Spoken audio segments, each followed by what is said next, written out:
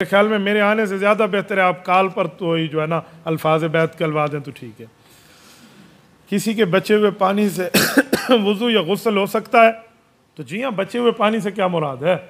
وہ استعمال شدہ ہے، یا اس نے بالٹی سے اپنا پانی نکال دیا باقی دے دیا تو آپ اس سے آپ کر سکتے ہیں، لیکن اگر آپ کا استعمال شدہ ہے تو اس پہ نہیں ہو سکتا۔ دوست کی چیز اسے بتائے بغیر اٹھا لیں، بعد میں بتا دیں، اسے چوری کہتے ہیں؟ دوستی کے تعلق کا مسئلہ ہوتا ہے۔ مثلاً کوئی چھوٹی موٹی چیز ہے، آپ نے آج یہاں سے ڈبہ اٹھا لیا اور استعمال میں رکھا، آپ کو پتہ ہے میرا اس دوست سے اتنا الحمدللہ گہرا یارانہ ہے کہ وہ محسوس نہیں کرے گا، تو چھوٹی موٹی چیز بغیر بتائے اٹھا کے لینا یہ چوری نہیں ہے۔ لیکن اگر آپ کو پتہ ہے وہ ناراض ہوگا تو پھر چھوٹی چیز بھی آپ نہیں اٹھا سکتے، پھر آپ کو بتانا، آپ کو اجازت لینا آپ کے لیے ضروری ہے۔ حق مہر 5 تولے سونا ہو تو کیا سونے کی جگہ پیسے دے سکتے ہیں؟ حق مہر معاف کیا جائے تو کیسے معاف ہوتا ہے؟ معاف کرنے کے بعد بھی حق مہر دیں گے؟ رہنمائی فرمائیں۔ اس بیچارے کو کوئی مسائل ہیں صحیح ویسے، چلو اللہ آپ کے مسائل ختم فرما دے۔ 5 تولے سونا آپ نے لکھ دیا ہے تو اس کو آپ 5 تولے سونے کے پیسے موجودہ رقم میں آپ دینا چاہتے ہیں تو آپ دے سکتے ہیں، کنورٹ ہو سکتے ہیں، مسئلہ نہیں ہے۔ بیوی سے مشورہ کر لیا جائے تو بہتر ہے کہ لکھنے کے بعد میں اس کی جنس تبدیل کرنا چاہ رہا ہوں، آپ کیا کہتی ہو؟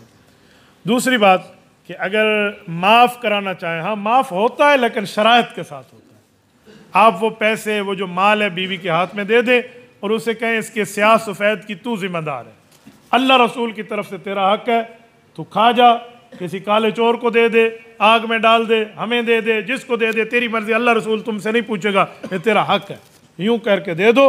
اگر وہ چاہے لوٹا دے تو معاف ہو جاتا ہے، اگر نہ لوٹائے تو معاف نہیں ہوتا۔ اب یہ نہیں کہہ سکتے میں تمہیں دے رہا ہوں پھر مجھے دے دے دے دے دے دے، پھر وہ دینا تو نہ ہوا نا۔ ایک میاں کو میں نے کہا ایسے کہو، اللہ رسول کی طرف سے تیرا حق ہے تو جو مرضی آئے کر، کہتے ہیں پھر تو وہ نہیں دے گی۔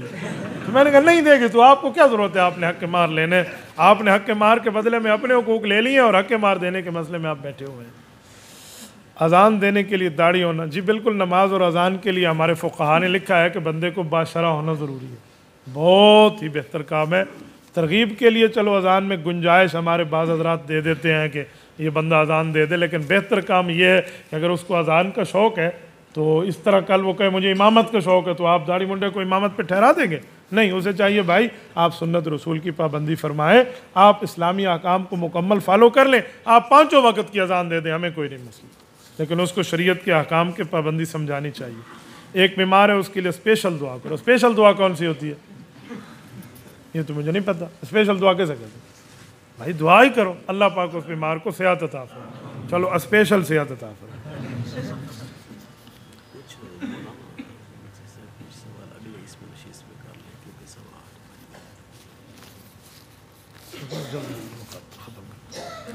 مفتی صاحب نسوار کے استعمال، یہ میں آپ کے سامنے کہہ چکا ہوں، بغیر ساؤنڈ کے شاعری سننا، شاعری سننے کا منع نہیں ہے لیکن اس میں میوزک نہیں ہونا چاہیے۔ مفتی صاحب میرا سوال ہے، مسجد میں بیٹھ کر چندہ لاؤڈ سپیکر پر جمع کرنا، تو چندہ مسجد میں اعلان کرنا جین کے لیے یہ نبی پاک علیہ الصلوۃ والسلام سے ثابت ہے، اور دینا صحابہ سے ثابت ہے، اور دین کے چندے پر اعتراض کرنا ابو جہل سے ثابت ہے۔ بس آپ اس پر اب فیصلہ فرمائیں۔ اسکول بنایا ہے، اسکول میں بتایا جاتا ہے کہ داڑھی میں اسلام نہیں ہے، اسلام میں داڑھی ہے۔